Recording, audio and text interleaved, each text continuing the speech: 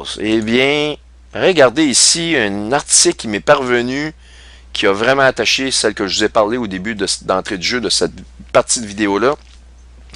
C'est Aviation Daily, une revue très sérieuse dans le domaine de l'aviation, très très sérieuse quand même, qui nous dit, le Pentagone confirme que le coronavirus s'est retrouvé accidentellement dans la chaîne des chemtrails. Puis le spraying, si vous voulez, l'épandage est suspendu. Oh, écoutez, ça me fait tellement rire parce que là, je parle à des voisins de tout ça, ben, j'en parle plus, mais je faisais rire de moi. Je passe pour un fou. Alors que la NASA, depuis 15 ans, démontre cette technologie-là comme étant faisant partie d'une technologie pour enrayer le réchauffement planétaire. Ça date du 11 avril. Moi, je vous le dis, depuis 2 semaines environ, je vois beaucoup moins de chemtrails. J'en ai pas vu, en fait. Je n'ai pas vu de mes yeux. Encore aujourd'hui, le ciel est bleu ici, là, au Québec. Là. Nous sommes le 24, il est 11h35, heure locale, le matin, et je ne vois aucun, mais zéro appareil, alors que, normalement, nos cieux sont... Écoutez, il y en a, ils font des beaux dessins, c'est extraordinaire. On peut même quasiment voir des Pokémon dans le ciel, tellement c'est incroyable, il y en a partout. Mais là, on voit des nouveaux nuages, des types de nuages qui n'existaient pas avant se former. C'est de toute beauté, voir ces choses-là. Mais vous autres aussi, vous aussi, vous les avez constatés, ces chemtrails-là, depuis des années. Et là, on nous dit que c'est le Pentagone, il nous confirme qu'il a été accidentellement. Ici, ce qui me fait vraiment poser des questions, c'est la chaîne a été accidentellement, si vous voulez, contaminée. Hein? Mais je pense qu'elle n'a pas été accidentellement contaminée. Mais on voit qu'il y a quand même de la volonté du gouvernement américain il y a des gens qui essaient de nous donner de l'information, qui essaient de nous dire des vraies choses. Mais pour ceux qui critiquent continuellement Trump, je vais vous dire une chose, j'aimerais ça que vous ayez vous asseoir à sa place, ok? Allez vous asseoir à sa place en ayant tous les médias du monde contre lui, des mouvements contre lui, des menaces d'assassinat, on fait rien, alors que tous les présidents précédents, si vous prononciez seulement un mot de menace, vous faisiez arrêter sur le champ. Alors, vous êtes un président qui a essayé d'enrayer le 5G, parce que oui, le gouvernement de Trump a signé des documents qui vont interdire le 5G de s'installer aux États-Unis. Après ça, il essaye de parler de la Fed. Oui, il nous a parlé d'arrestation, mais ça c'est pas arrivé. Mais allez vous mettre à sa place. Pensez-vous que les Clinton sont des gens faciles à arrêter, vous?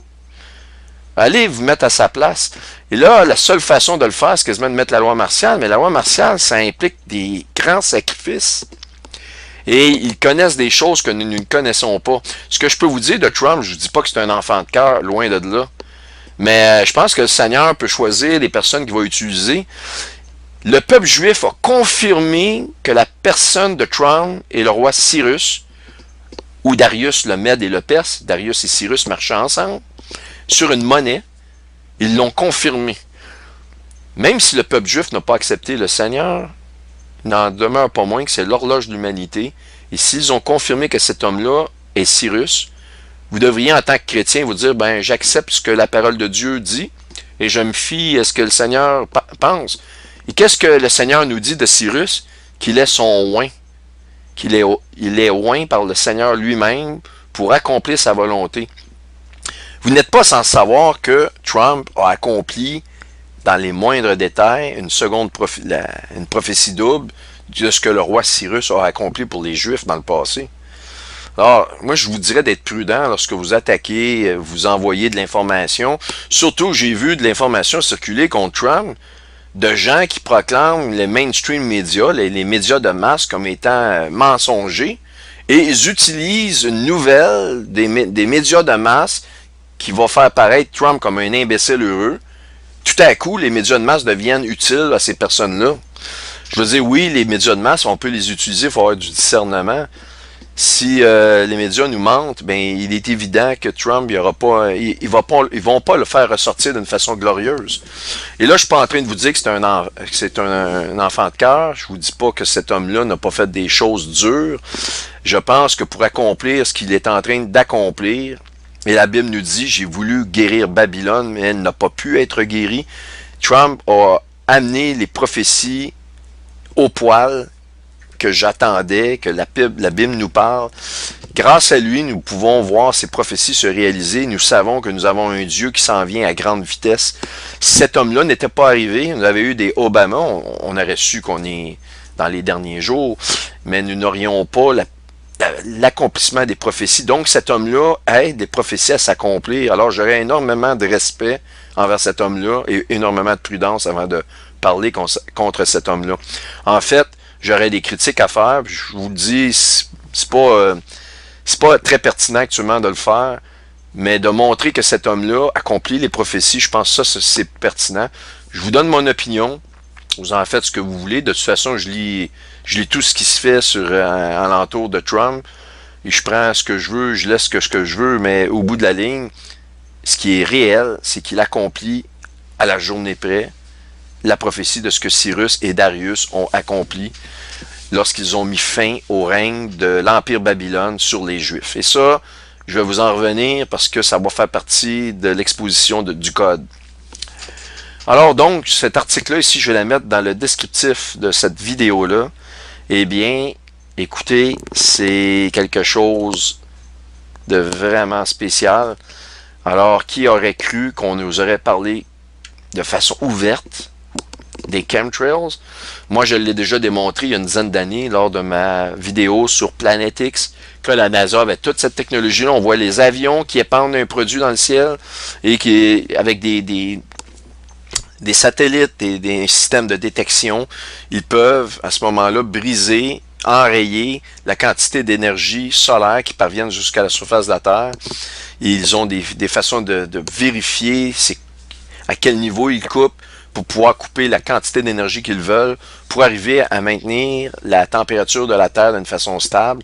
Et évidemment, on sait que c'est pas l'activité humaine qui fait ça, c'est l'approche de Planète X et le changement du rayonnement solaire. Le soleil a changé énormément, nous ne le reconnaissons plus.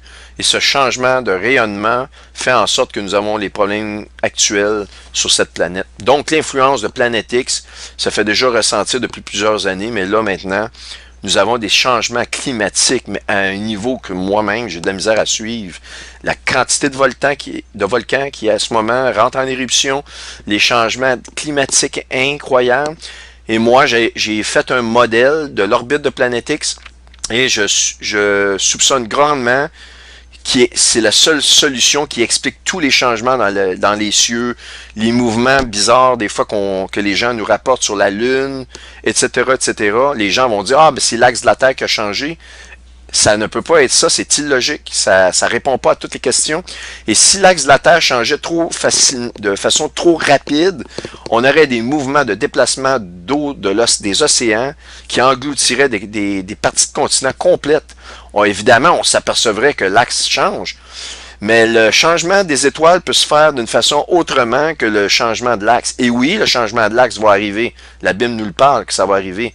Mais lorsque ça va arriver, on le voit dans les livres d'Isaïe, la Bible nous dit que ceux qui vont se cacher dans les bunkers vont entendre des tornados passer au-dessus de leur tête. Ça confirme que les océans vont sortir de leur lit et vont engloutir des parties de continent complètes.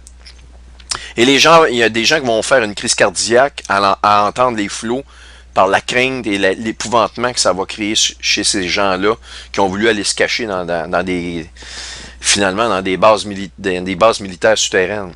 Alors donc, le livre d'Isaïe nous décrit toutes ces choses-là, si vous avez tous les détails.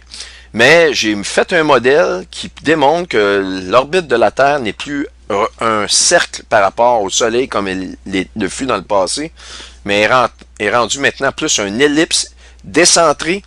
Et dans mon modèle, ce que je démontre, j'ai fait ce modèle-là il y a peut-être 3 mois, mais j'ai pas pu le montrer malheureusement. J'ai mis énormément d'heures là-dedans. Mais je vais essayer de vous en parler dans le dernier chapitre que je vais faire de cette présentation-là, après le dévoilement du code qui est le plus important. Mon but, si j'ai la force, si le temps me le permet, c'est vraiment de vous montrer des choses qu'on vous a jamais montrées sur Planet X, dont des photos. Le, dans ce modèle-là, je démontre que nous allons avoir un printemps qui ne se termine pas, c'est-à-dire des températures fraîches, des températures très froides, plus que la moyenne, bien que vous pouvez avoir par 2-3 jours où que la température est chaude, mais on revient à des températures plus fraîches jusqu'au mois de juin et on avance dans l'été et tout à coup, on va avoir une sécheresse, mais une chaleur torride, et ça, je l'explique par le modèle, qui explique aussi le changement dans les étoiles, qui peut être vu pendant une certaine période de temps et tout à coup, tout semble normal. D'où cette confusion de dire, oui, y a-t-il un changement dans les étoiles? Il n'y en a pas. Alors, les Inuits du Grand Nord, ça fait longtemps qu'ils nous parlent qu'il y a des changements. Et eux, ils disent que c'est probablement l'axe de la Terre qui a changé, mais ce n'est pas nécessairement l'axe de la Terre. Oui, il y a des anomalies sur le terminateur de la Lune, mais ce n'est pas le changement de l'axe de la Terre qui fait ça, c'est d'autres choses, puis ça, je vais vous l'expliquer. Alors, je termine ce chapitre-là sur le coronavirus, et je vais vous faire fi que corona, ça signifie 666, il y a plein de monde qui l'ont fait, puis c'est super. Moi, je voulais vous montrer que ce que je veux vous parler ici, c'est de vous attendre à une seconde vague, donc ne vous découragez pas. C'est bizarre ce que je vais dire là, mais je parle surtout aux gens qui croient actuellement, qui ont la foi. Vous vous dites, oui, mais là, tout va retourner à la normale, quoi, ils vont retourner les enfants à l'école. C'est quoi toute cette histoire-là? Ben non, c'est que, selon moi, et basé sur les informations que j'ai, leur plan ne fonctionne pas. Dieu a mis un recul là-dessus, mais je vous le dis, de la manière que je vois ça, cet automne, personne ne va y échapper, et pour que personne n'échappe à une vaccination forcée, vous avez intérêt à pu être là, eh bien, c'est parce que la situation va vraiment être grave, là. Parce que là, de la manière qu'on voit ça, les gens même sont tannés, ils se disent, coudon, ils ont le goût de retourner dans les restaurants, ils commencent à une pression sociale, des manifestations, et ils veulent des manifestations, mais des manifestations contre des gens qui disent, oublie ça le vaccin, je ne l'aurai pas. Et là, ils doivent réagir immédiatement et ils doivent faire une deuxième vague d'attaque pour finir ce plan-là. Et pour convaincre le monde, il va falloir que ce soit fort. Et ce coup-là, peut-être que le Seigneur n'interviendra pas de diminuer la force de ce virus-là. Parce que moi, je soupçonne le Seigneur d'être derrière ça. Ces gens-là ne sont pas des idiots. On a développé de quoi en laboratoire? L'horloge ne devait pas être aussi simple que ça. Oui, il y a une différence entre la théorie et la pratique. L'horloge, ils vont se tromper parce que forcément, ils doivent le tester et là, ils le font. Mais ils ne pouvaient pas faire un test. C'était difficile de faire un test fermé chez des gens sans un risque de le répandre. Donc, la meilleure façon de le faire, c'était de le répandre, puis go, on y va. Mais ici, ça semble pas avoir été ce qu'il pensait. Donc, je soupçonne le Seigneur d'être intervenu. Et voilà, ça termine ce chapitre. On va rentrer dans le vif du sujet. Mon prochain sujet, comme je l'ai dit, je vais vous parler immédiatement de vous faire la démonstration de la famille Rothschild qui vont contrôler, qui vont être les chefs, les maîtres d'œuvre, la pierre angulaire, si vous voulez, du nouveau système monétaire électronique.